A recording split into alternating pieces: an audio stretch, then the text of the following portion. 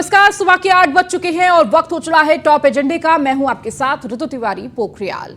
Bulletin की शुरुआत करेंगे। आरएसएस के सर संचालक का काशी प्रांत का दौरा प्रस्तावित। 5 दिवसीय काशी प्रांत के दौरे पर आरएसएस प्रमुख मोहन भागवत। तो 18 से 22 जुलाई तक काशी प्रांत का दौरा करेंगे मोहन भागवत। लोकसभा चुनाव 24 को लेकर एक्टिव मूड में आरएसएस देखने को मिल रही है। तो काशी प्रांत के दौरे पर आरएसएस प्रमुख होंगे।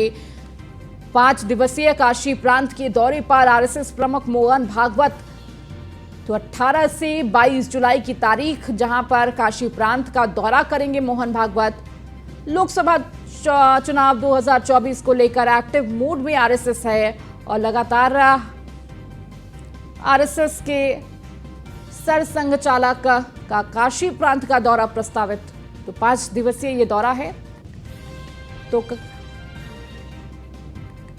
काशी प्रांत के दौरे पर आरएसएस प्रमुख 18 जुलाई को काशी पहुंचेंगे मोहन भागवत। 19 जुलाई को जागीपुर के जाघन्य स्थित हठी और राम मठ जाएंगे मोहन भागवत। 20 जुलाई को मिर्जापुर के चुनार स्थित स्वामी अड़गड़ानंद के आश्रम जाएंगे मोहन भागवत। 21 जुलाई को मिर्जापुर के देवराह बाबा के आश्रम जाएंगे मोहन भागवत। 22 जुलाई को रुद्राक्ष नेशनल सेंटर में मंदिरों के कार्यपालक अधिकारियों के साथ बैठक करेंगे। और अधिक जानकारी के साथ अश्विनी द्विवेदी हमारे साथ जुड़ चुके हैं। अश्विनी, मोहन भागवत काशी दौरे पर आने वाले हैं और इससे लेकर देखिए तैयारियां भी कर ली गई हैं, लेकिन ये दौरा कहीं ना कहीं एक अलग नजरिए से भी देखा जा रहा है। जिस तरह से 24 का चुनाव है, इसे लेकर पार्टियां एक्टिव हैं, तो आरएसएस भी जमीनी स्तर पर एक्टिव नजर आ रहा है।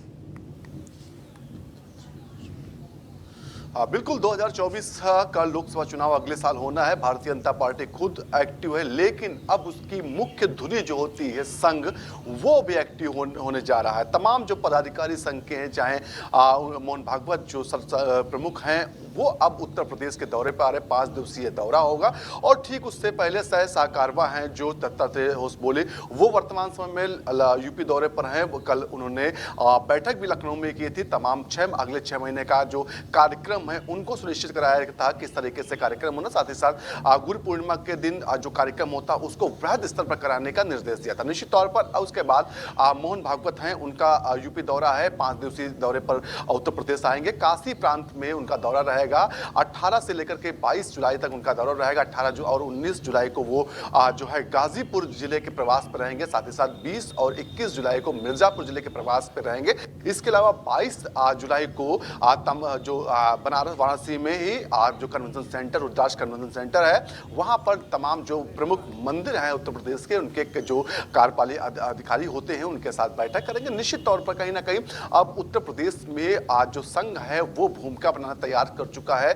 वो कहीं ना कहीं रणनीतिक तौर पर जो कहते हैं मुख्य रूप से अभी तक काम नहीं करता था, लेकिन अब सामने से आकर के संघ कहीं ना कहीं पृष्ठभूमि भारतीय जनता पार्टी के लिए तैयार कर रहा है। क्योंकि ऐसा कहा जाता है कि भारतीय जनता पार्टी जो भी करती है उसमें कहीं ना कहीं संघ की रजामंदी होती है और संघ का निर्देश होता है, उसके बाद ही उस काम को किया जाता है। तो ऐसे में कहीं ना कहीं जब संघ प्रमुख उत्तर प्रदेश आएंगे तो उत्तर प्रदेश में कहीं ना कहीं कुछ माहौल अलग होगा, क्योंकि उनका एक बड़ा एजेंडा है हिंदुत्व का एजेंडा। और अगले साल राम मंदिर जो बहुत बड़ा एजेंडा संघ का हमेशा से रहा है। जब से संघर्ष राम मंदिर के लिए हुआ तब से ही संघ ने राम मंदिर को लेकर के या फिर उसके जो अनुसांगिक संगठन है उन्होंने लड़ाई लड़ी है। निश्चित तौर पर अब उनको जीत मिली है। 2024 में जो है 17 तारीख से जो प्राण प्रतिष्ठा का कार्यक्रम शुरू होगा। तो निश्चित तौर पर ऐसे में कहीं ना कहीं पूर्वांचल क्षेत्र का दौरा है काफी महत्वपूर्ण है, क्योंकि पूर्वांचल क्षेत्र के वाराणसी से ही जो है प्रधानमंत्री खुद जो है चुनाव लड़ेंगे। तो ऐसे में कहीं ना कहीं उस क्षेत्र को मजबूत करना, क्योंकि पिछली बार देखा गया 2019 का लोकसभा चुनाव हुआ था,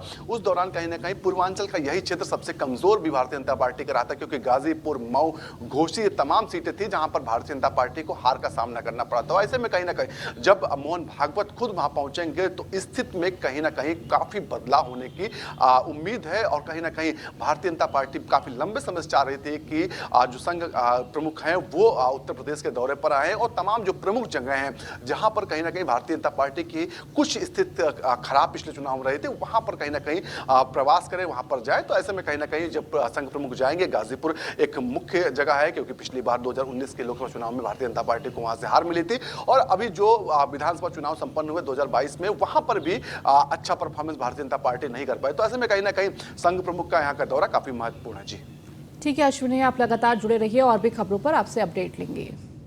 वहीं खबरों में आगे बढ़ेंगे। आईजीआरएस की शिकायतें निपटाने में एलडीए सबसे पीछे। जन सुनवाई पोर्टल पर शिकायत निपटाने में रहा फिसड्डी, तो डीएम ने पोर्टल प्रणाली के बदलाव के बारे में भी जानकारी दी। जन सुनवाई पोर्टल पर रोजाना होगी समीक्षा, तो पहले महीने के अंत में जन सुनवाई की होती थी समीक्षा। लापरवाही बरतने पर काटे जाएंगे विभाग के अंक, तो लापरवाह अधिकारियों के खिलाफ भी होगी कार्रवाई।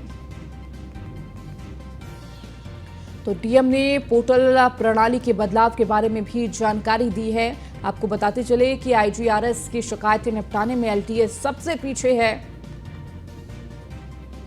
अश्विनी हमारे साथ लगातार जुड़े हुए हैं। अश्विनी, आईजीआरएस की शिकायतों को अगर देखा जाए, लगातार वहां पर शिकायतें दर्ज की जाती हैं, लेकिन शिकायतों का निपटारा भी बहुत जरूरी है, लेकिन एलटीए इसमें सबसे पीछे है। और इसी को लेकर डीएम ने सख्त निर्देश भी दिए हैं कि बदलाव तो होगा पोर्टल में, लेकिन लगातार समीक्षा भी करनी है। जो अधिकारी नहीं करेंगे उनके खिलाफ कार्रवाई भी की जाएगी।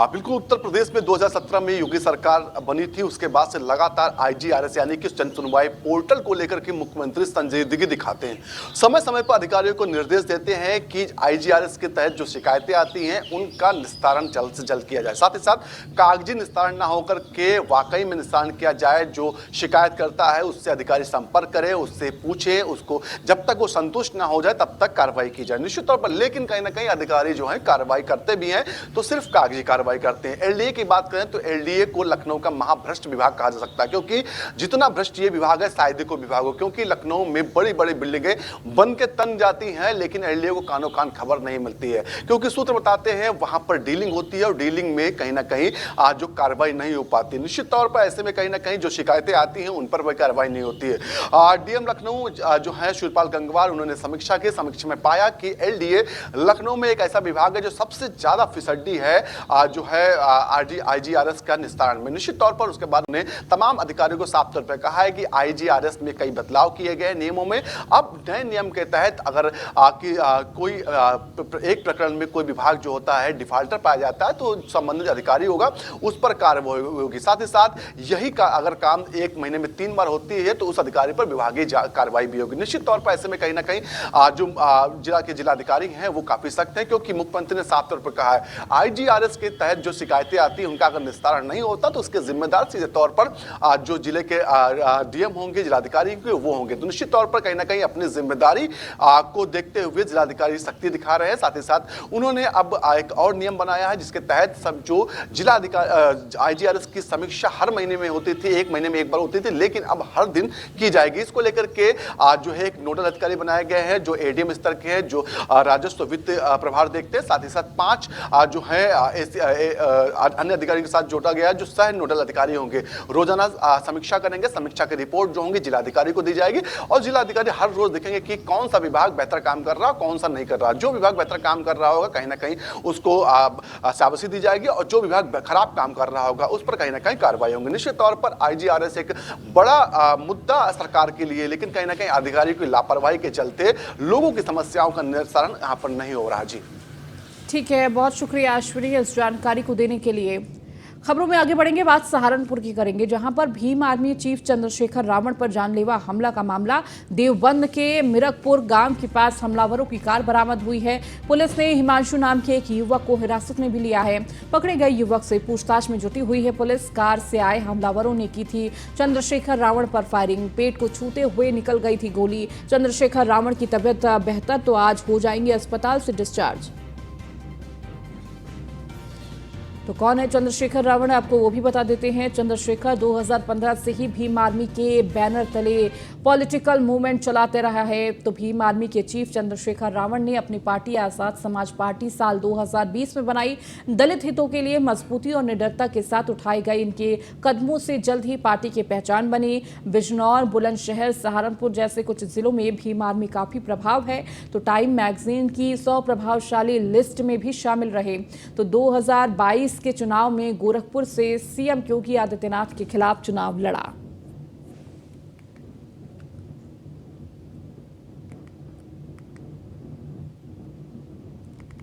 सूचना मिली करीब 5:15 बजे ये फायरिंग की सूचना पुलिस को प्राप्त हुई, जिस पर कि पुलिस के आला अधिकारी तत्काल मौके पर पहुंचे हैं और मजरूब का अस्पताल ले गए हैं। जो मजरूब हैं उनको गोली पेट में छू के निकली है साइड से और उनके बताए गए घटनाक्रम की जांच पुलिस कर रही है। उनकी स्थिति खतरे से बाहर है, स्थिति बिल्कुल सामान्य है और जो भी उन्होंने घटनाक्रम बताया है और जो मौके के साक्ष्य हैं उनकी पूर्णतः समीक्षा करके जो भी नियमतः आगे कार्रवाई होगी वो विधिक कार्रवाई पुलिस द्वारा की जाएगी। विनीत शर्मा हमारे संवाददाता सहारनपुर से हमारे साथ जुड़ चुके हैं। विनीत, जिस तरह से कल हमला हुआ चंद्रशेखर रावण पर, उसके बाद लगातार पुलिस तलाश कर रही थी हमलावरों की और बताया जा रहा है कि अब गाड़ी बरामद हुई है और एक व्यक्ति को भी हिरासत में लिया है जिससे पूछताछ की जा रही है। अभी क्या जानकारी, पूछताछ में क्या बात सामने आई है? बिल्कुल, देखिए सबसे पहले मैं आपको बता दूं आर्मी जो चीफ है चंद्रशेखर जिला अस्पताल में भर्ती है और उनकी तबीयत में पहले से बहुत ज्यादा सुधार है, क्योंकि कल जब उनको यहाँ पे गोली लगी थी तो उसके बाद वहाँ पर देवबंद में उन्हें एडमिट यहाँ पर कराया गया था। उसके बाद देवबंद से उन्हें जिला अस्पताल रेफर किया गया है, जहाँ पर उन्हें वहाँ पर उपचार देने के बाद आईसीयू में रखा गया है। फिलहाल उनकी हालत स्थिर है और कहीं ना कहीं जो भीम आर्मी के जो लोग हैं या चंद्रशेखर के जो समर्थक है वो भी वहाँ पर देर रात तक वहाँ पर जो है बने रहे हैं। हालांकि उन्होंने वहां पर नाराजगी भी जाहिर की है, क्योंकि कहीं ना कहीं पुलिस ने उनको वहां पर रोकने की कोशिश की थी, तो उसको लेकर वहां पर उन्होंने नाराजगी जाहिर की और इसी के साथ वहां पर उन लोगों ने वहां पर नारेबाजी भी की है। हालांकि अगर कार्रवाई की बात करें तो क्योंकि लगातार पुलिस की टीमें यहाँ पर लगी हुई थी, नाकेबंदी यहाँ पर की गई थी और 4 टीमें यहाँ पर पुलिस की ओर से बनाई गई थी, जिसमें एक यहाँ पर जो यहाँ पर एसओजी की टीम थी, इसके अलावा जो एक थाने स्तर पर यहाँ पर टीम गठित की गई थी और एक यहाँ पर जो है 2 टीमें यहाँ पर और लगाई गई थी जो कहीं ना कहीं लगातार काम कर रही थी। और इसी बीच जो है करीब रात के 10 बजे जो है मीरकपुर गांव से ये सूचना आई कि जो हमलावर थे वो वहां पर मीरकपुर गांव में अपनी गाड़ी वहां पर छोड़कर फरार हो गए थे। तो उसी पुलिस ने यहाँ पर कार्रवाई की, पुलिस मौके पर पहुंची और जो मीरकपुर गांव है वहां पर जो गाड़ी जो हमलावर थे उनकी गाड़ी वहां पर मिली है, जिनके घर पे वो गाड़ी मिली थी उस वहां से एक युवक को, हिमांशु नाम के युवक को पुलिस ने पकड़ा है और उसी से फिलहाल पुलिस पूछताछ कर रही है। हालांकि जानकारी ये भी आ रही है कि जो हमलावर थे वो देवबंद इलाके के आसपास के थे और उसी आधार पर पुलिस जो है फिलहाल यहाँ पर कार्रवाई कर रही है और जो टीमें हैं वो लगातार यहाँ पर अलग अलग जगह पर जाके जो है छापेमारी भी कर रही है। जी ठीक है विनीत, इसके साथ ही साथ जिस तरह से स्थिति बताई जा रही है चंद्रशेखर की, बताया जा रहा है कि आज डिस्चार्ज कर दिया जाएगा, लेकिन वहीं कार्यकर्ताओं में रोष देखने को मिल रहा है। इस पूरी घटना को लेकर कहीं ना कहीं भड़के हुए नजर आ रहे हैं, जिसे लेकर चंद्रशेखर रावण ने अपील भी की है कि हम संविधान के तहत ही लगातार आगे बढ़ते रहेंगे। चंद्रशेखर यहाँ पे जिला अस्पताल पहुंचे थे तो तभी से उनके जो समर्थक थे, जो भीम आर्मी के लोग थे, वो बड़ी तादाद में वहां पर जुटना शुरू हुए और करीब 500 से 600 की तादाद में वो लोग वहां पर पहुंचे और लगातार जब पुलिस ने उनको बाहर रोकने की कोशिश की तो उन्होंने वहां पर कहीं ना कहीं नाराजगी भी दिखाई और उसी के चलते वहां पर जो है वहां पर नारेबाजी भी की गई है।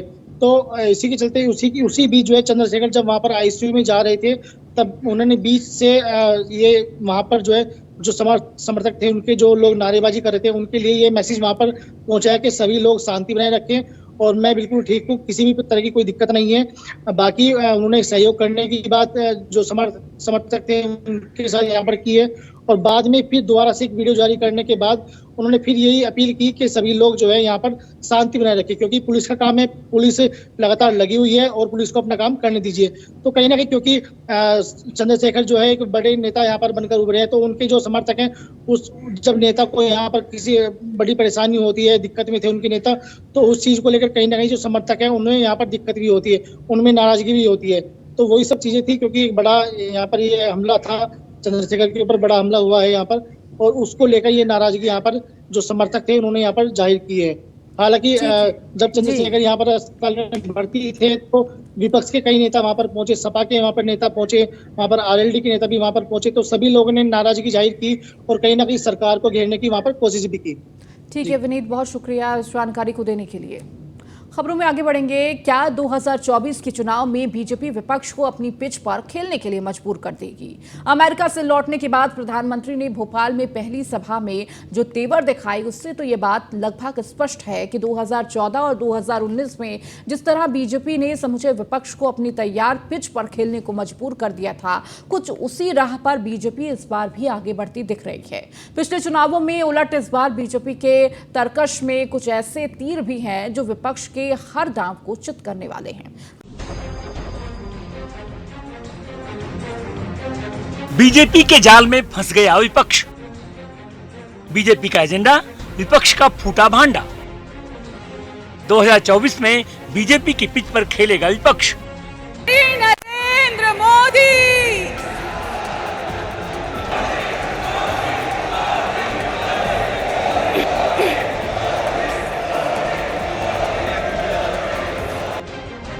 अमेरिका लौटकर प्रधानमंत्री मोदी एक बार फिर फुल फॉर्म में हैं।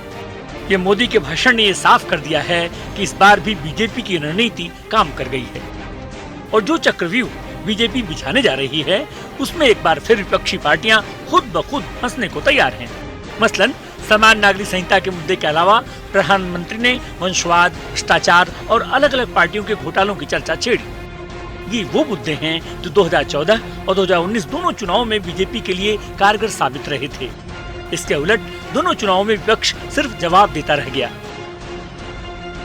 अन्ना आंदोलन की वजह से भ्रष्टाचार एक बड़ा मुद्दा था। पीएम ने अपनी सभाओं में ना खाऊंगा न खाने दूंगा का नारा उछाला, जो अपील कर गया। 2019 में विपक्ष ने राफेल को मुद्दा बनाया और चौकीदार चोर है का स्लोगन उछाला। बदले में बीजेपी ने भी मैं चौकीदार हूं मुहिम शुरू कर दी। फिर क्या था, विपक्ष के ही स्लोगन से विपक्ष को चित कर दिया। साफ है बीजेपी इस बार भी विपक्ष को कोई ढील देने वाली नहीं है, क्योंकि भ्रष्टाचार का मुद्दा एक ऐसा मुद्दा है जिसे छेड़ने के साथ ही विपक्ष के नेता असहज हो जाते हैं, क्योंकि विपक्षी दलों में शायद ही कोई ऐसा नेता बचा है जिस पर भ्रष्टाचार का आरोप नहीं लगे। यही वजह रही कि भोपाल में प्रधानमंत्री ने पार्टियों का नाम लेकर गिन गिनकर घोटालों के आरोप दोहराए। यानी रणनीति साफ है कि इस दफे भी विपक्ष कोई नया मुद्दा बनाए उससे पहले ही बीजेपी ने न केवल आक्रामक पलटवार कर दिया है, बल्कि समान नागरिक संहिता के बहाने ऐसी चर्चा छेड़ दी है जो विपक्ष के गले की हड्डी बन सकता है। इसकी वजह विपक्ष की तमाम पार्टियां, वो चाहे कांग्रेस हो या सपा, ये सभी सॉफ्ट हिंदुत्व की ओर लौटते दिख रहे हैं। समान नागरिक संहिता का खुला विरोध यानी बहुसंख्यक आबादी का विरोध। बीजेपी भी यही चाहती है कि विपक्ष समान नागरिक संहिता का खुलकर विरोध करे, ताकि पार्टी से बहुसंख्यक विरोध के रूप में प्रचारित करे। यही वजह है कि विपक्षी एकता की धुरी बनने की कोशिश में जुटी आम आदमी पार्टी ने भी सैद्धांतिक रूप से इस कानून से सहमत होने की बात कही है। ये तो रही है एक वजह। बीजेपी की पिछले 10 साल में एक खास रणनीति रही है। वो रणनीति है एजेंडा सेट करने की। हर चुनाव में बीजेपी खुद का एजेंडा सेट करती है और विपक्ष को उस पर ही चलने के लिए मजबूर कर देती है। यही वजह है कि चुनाव दर चुनाव विपक्ष के तमाम कसरत के बाद भी बीजेपी का जनाधार लगातार बढ़ रहा है और विपक्ष कंफ्यूज है कि करे तो क्या करे। वहीं बीजेपी के लिए सबसे बड़ा हथियार हिंदुत्व का एजेंडा भी है। बात यूपी की करें तो यूपी में अखिलेश सॉफ्ट हिंदुत्व की राह पर चलने को तैयार दिख रहे हैं। इसके लिए सपा नेताओं के मंदिर दर्शनों की तादाद बढ़ गई है। समाजवादी पार्टी ने अपने कैंपेन की शुरुआत नैमिषारण्य से की, जहां बाकायदा हवन पूजन किया गया।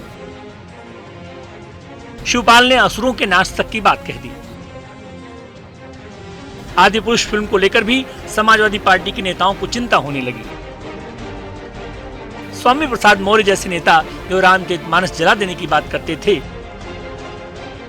उन्हें भी आदि पुरुष में हिंदू आस्था पर चोट नजर आई। 9 साल के बाद भाजपा को जिस यूसीसी की याद आई है, जीवन कोर्ट की, उसका आपने ब्लूप्रिंट क्या तैयार किया? क्या देश के अमन चैन को खराब करने के लिए 2024 के ऊपर आप लाके इस देश के मनचन को खराब करना चाहते हैं। ह्यूमन सिविल कोड का असर साउथ पे क्या पड़ेगा और उसका असर देश के और जनमानस पे क्या पड़ेगा, इसकी चर्चा सरकार को करनी चाहिए। देश के प्रधानमंत्री जी विदेश दौरे से लौट के आते और सीधे विपक्षी दलों की बैठक पे बयान देते हैं। देश के प्रधानमंत्री जी बेरोजगारी महंगाई पे जवाब नहीं देते, किसान और मजदूर पे जवाब नहीं देते। भारतीय जनता पार्टी के तरकश में हिंदू मुसलमान, मंदिर मस्जिद, भजन कीर्तन, अजान, लव जिहाद, हिजाब, नकाब, मदरसा, मज़ारे, फिल्में, यूसीसी, यही मुद्दे हैं, यही तीर है। लेकिन देश का गरीब नौजवान, किसान, मजदूर वो बेरोजगारी और महंगाई पे सवाल पूछ रहा है। फिलहाल सियासी हालात ये बताने के लिए काफी हैं कि अब सॉफ्ट हिंदुत्व जैसी कोई चीज नहीं रह गई है, क्योंकि बीजेपी ने जिस तरह मुखर होकर अपने 2 एजेंडे राम मंदिर और अनुच्छेद 370 की समाप्ति को पूरा किया है, उसके बाद एक बड़े वर्ग का रुझान बढ़ा है।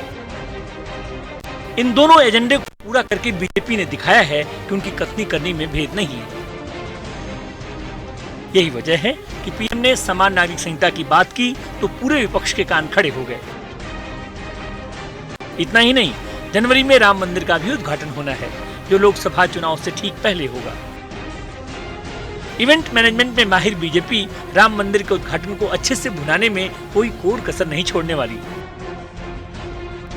क्योंकि अयोध्या आंदोलन ने ही बीजेपी को सत्ता के शिखर तक पहुंचाया है। ऊपर से भ्रष्टाचार के मुद्दे पर विपक्ष अगर बीजेपी को घेरेगा तो खुद फंसेगा, क्योंकि बीजेपी सरकार के अब तक के कार्यकाल में कोई ऐसा बड़ा मुद्दा उठाने में विपक्ष नाकाम रहा है। राफेल से लेकर हिंडनबर्ग तक तमाम मामले उठाए गए, लेकिन इनका सियासी असर 0 रहा।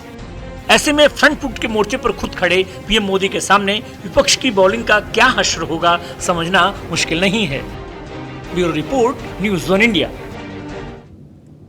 भोपाल से प्रधानमंत्री मोदी के समान नागरिक संहिता को लेकर बयान क्या दिया कि मुस्लिम उलेमाओं की नींद उड़ गई। फिर क्या था, आनन फानन में आधी रात को मुस्लिम पर्सनल लॉ बोर्ड की वर्चुअल बैठक बुलाई गई और सीधा विरोध करने की बजाय बीच का रास्ता निकालने पर विचार विमर्श हुआ।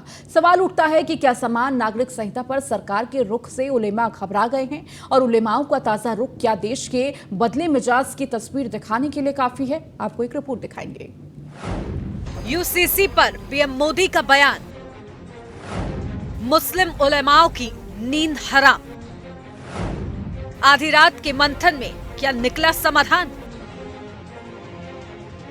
मंगलवार को भोपाल की रैली में पीएम मोदी के संबोधन ने मुस्लिम उलेमाओं समेत समूचे विपक्ष के कान खड़े कर दिए। मोदी ने जिस तरह समान नागरिक संहिता को लेकर दहाड़ लगाई और साफ कर दिया कि सरकार इस मुद्दे को लेकर तेजी से आगे बढ़ने वाली है, उसके बाद all India Muslim personal law board के पदाधिकारियों में हड़कंप मच गया।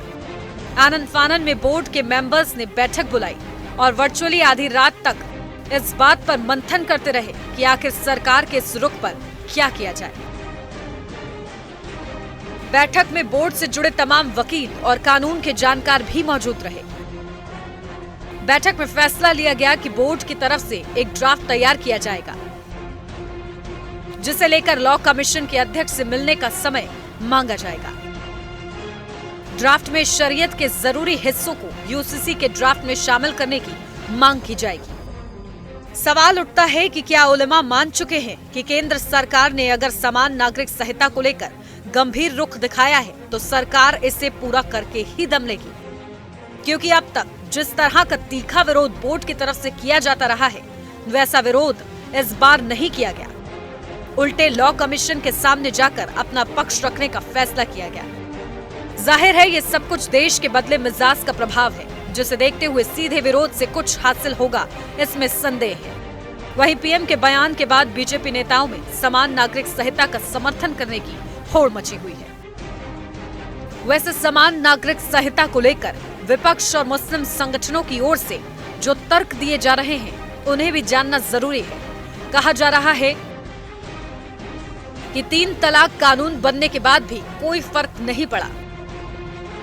कानून बनाना है तो उन पुरुषों के खिलाफ बनाएं जो पत्नी को छोड़ देते हैं। यूसीसी से सिर्फ मुसलमानों को ही नहीं, अन्य धर्मों को भी नुकसान है। कानून लागू हुआ तो मुसलमानों के पारिवारिक मामलों पर असर होगा, आदिवासियों की परंपराओं पर भी गहरा असर पड़ेगा। संविधान ने हर धर्म को सुरक्षा दी है, इसलिए इस कानून की जरूरत नहीं है। हिंदुस्तान का निर्माण जब सभी धर्म बराबर हैं तो फिर आखिर सभी धर्मों के अलग अलग नियम और कानून कैसे? कि माने हिंदुओं के लिए एक ही शादी करेगा, मुसलमान 4 शादी कर सकता है, तो आखिर ये नियम कैसे? मुसलमान 3 तलाक दे सकता है और हिंदुओं को इस प्रकार के तलाक का अलग नियम है, आखिर ये सब कैसे? तो कैसे इस प्रकार का भेदभाव जो भी देश में आज सांप्रदायिक खाई है वो सब इसी कारण से है कि यहाँ के ऊपर सभी धर्मों के अलग अलग नियम हैं, जबकि भारत के में सभी रहने वाले लोगों के लिए संविधान से ही भारत के हिसाब से भारत चलेगा। भारतीय जनता पार्टी की सरकार वो देश में हिंदू मुसलमान मंदिर मस्जिद भजन कीर्तन अजान लव जिहाद हिजाब नकाब मदरसा इन्हीं मुद्दों पे चुनाव लड़ना चाहती है। इसलिए चुनाव से ऐन वक्त पहले यूसीसी को लेके वो शगुफा छोड़ने का काम किया है। इससे पूर्व भी विधि आयोग ने यूसीसी के कानून को लागू करने से इनकार किया था और फिर से विधि आयोग ने 30 दिन में लोगों से राय मांगी है। ये केवल भारतीय जनता पार्टी राजनीतिक लाभ लेने के लिए इस तरीके के शगुफे छोड़ा करती है। वैसे समान नागरिक संहिता का इतिहास देखें तो कई बार इसे लागू करने की कोशिश की गई। खुद बाबा साहेब भीमराव अम्बेडकर भी इसके पक्ष में थे। बाबा साहेब की राय थी कि समान नागरिक संहिता जरूरी है, लेकिन इसे स्वैच्छिक रखा जाना चाहिए। 23 नवंबर 1948 को संविधान सभा में बाबा साहेब ने समान नागरिक संहिता के पक्ष में जोरदार दलीलें दी थी। अम्बेडकर का मानना था कि इसे धीरे धीरे लागू किया जा सकता है। अम्बेडकर ने कहा था कि शरीयत एक्ट 1937 से पहले देश के तमाम हिस्सों में मुस्लिमों पर भी हिंदुओं के कानून लागू होते थे। उत्तराधिकार के मामले में यूनाइटेड प्रोविंस, सेंट्रल प्रोविंस और बॉम्बे जैसे तमाम हिस्सों में मुस्लिमों पर हिंदू कानून लागू थे। यहां तक कि उत्तराधिकारी से जुड़ा दक्षिण का मरुमक्कथायम सिस्टम, जो मात्र सत्तात्मक सिस्टम था, वो हिंदुओं के साथ दक्षिण भारत के मुस्लिमों पर भी लागू था। संविधान की धारा 44 भी यूसीसी का जोरदार समर्थन करती है। तो वही सुप्रीम कोर्ट भी कई बार अपने फैसलों में समान नागरिक संहिता की जरूरत बता चुका है। एक बार फिर ये मुद्दा सुर्खियों में है। बड़ी बात यह है कि केंद्र में बीजेपी की सरकार है, जिसके 3 कोर एजेंडे में ये मुद्दा भी शामिल है। 2 एजेंडे, राम मंदिर निर्माण और धारा 370 की समाप्ति पूरी हो चुकी है। तीसरा अहम एजेंडा पर बहस जारी है। ऐसे में बहसबाजी चाहे जितनी हो, केंद्र सरकार का रुख बता रहा है कि जल्द ही इस मसले पर निर्णायक फैसला हो जाएगा। विपक्ष और मुस्लिम संगठन इस बात को समझ चुके हैं। शायद यही वजह है कि विरोध के सुर उठे तो हैं, लेकिन उतने मुखर नहीं जितने पहले हुआ करते थे। Bureau report, news 1 India. चलिए, इस बुलेटिन में फिलहाल इतना ही। बने रहिए न्यूज़ 1 इंडिया के साथ।